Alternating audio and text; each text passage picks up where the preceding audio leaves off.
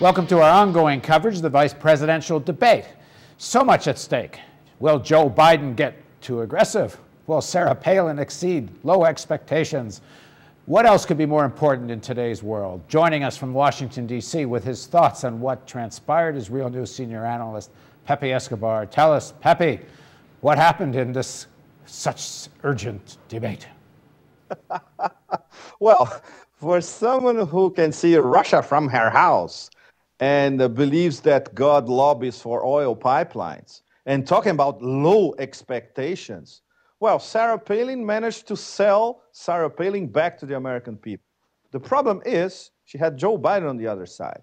And Joe Biden, contrary to a lot of low expectations as well, being advertised all over the week, he was magnanimous, he was fabulous, he was dignified, he looked vice presidential, and he had the facts on the top of his head. So he won the debate. That's what the networks are saying, that's what the bloggers are saying, that's what the net is saying.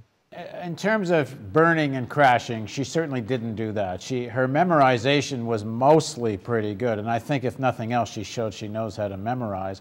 She has a certain amount of understanding what she was talking about. I think a couple of times questions came. That's debatable.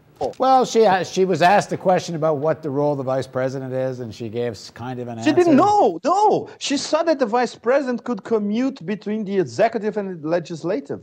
She didn't know the role of the vice president. Biden explained it to her, in fact. Well, Biden explained what the normal constitutional role of the vice president was, but she defended Cheney's vision of what the vice president is. Yeah, she defended the Cheney vice presidency, exactly. And the activist vice president that does not respect the constitutional limits, she defended that position and perhaps quite with understanding what she was talking about. Maybe it wasn't a mistake. Maybe that is what she defends. Yeah, exactly. In these terms, Paul, exactly, it was not a mistake. It's the way she was coached by Rick Davis, Schmidt, and Randy Schulman. Exactly. This is the neocon vision of the U.S. vice presidency. Yeah, I mean, you have an imperial presidency and you have a vice president that doesn't have boundaries. And as much as she says don't look backwards at 8 years of the Bush administration, she's certainly embodying that vision of a new kind of vice president. Absolutely. And I'm sure independent voters, they could see it clearly that what she was saying, even in her mangled, garbled way of reasoning, which, you know, can strike people as really, really awkward. She was proposing 8 more years of the same past 8 years. And even when she cracked the joke about, oh, Joe, here you go again, back to the past, she was in fact back to the past all the time. Doggone, don't look back at the past. Gee, Joe. Gee, Joe.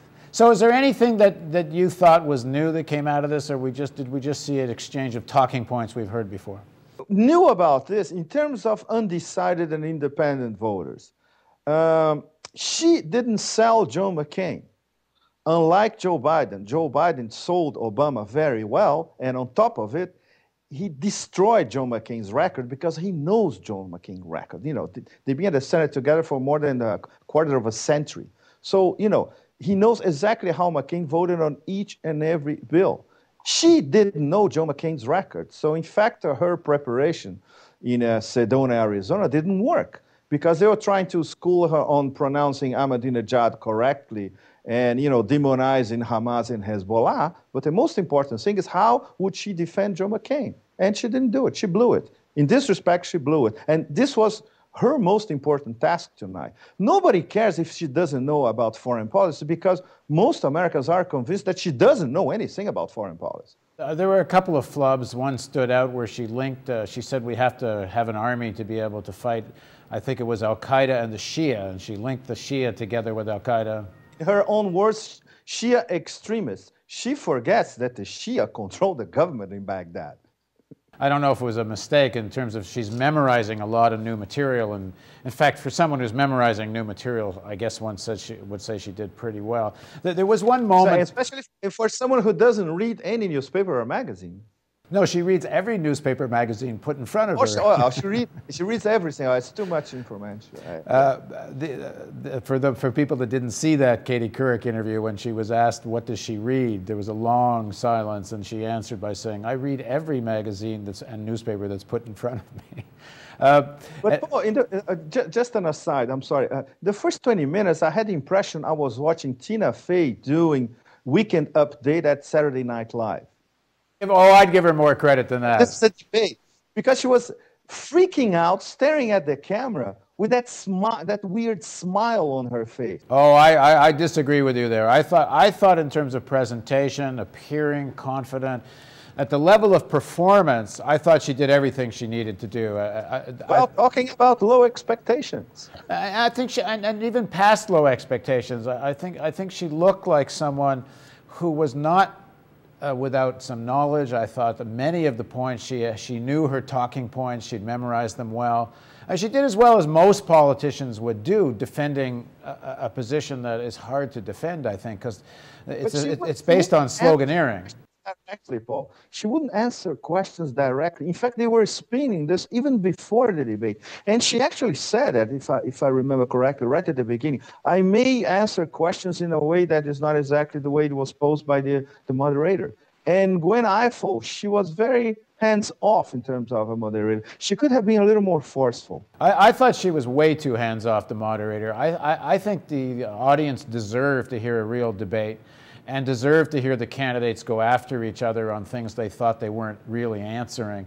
So we were left at such a superficial level. I have to say, personally, I was nodding off to sleep many points in the debate. Oh, yeah, absolutely. But there was one thing I thought that was interesting, and to what extent they mean it or not, I don't know. But when it came down to what's the difference in foreign policy, she says victory. We're for victory. John McCain knows how to win a war. And Biden answered, the Vietnam War? I thought Biden answered in a way that was more effective than Obama had answered when he said, we're against preemptive war and we're against regime change, and that's what makes us different. And that had some substance to it, and I don't know whether people caught the point. I agree with you, and in fact, he explained the failure of the Bush doctrine to Palin and to people at home who were not familiar to the Bush doctrine as well. So anything else that jumps out at this? Because I'm personally not left with a lot to say about this debate. But anything else jump out for you? Yeah, the most important thing. People won't vote for McCain-Palin because of this debate, number one. Two, a lot of undecideds will vote for Obama-Biden because of Biden's performance. Number three, it's still going downhill for the McCain ticket. Not even Osama bin Laden, like in 2004, will save John McCain from now on.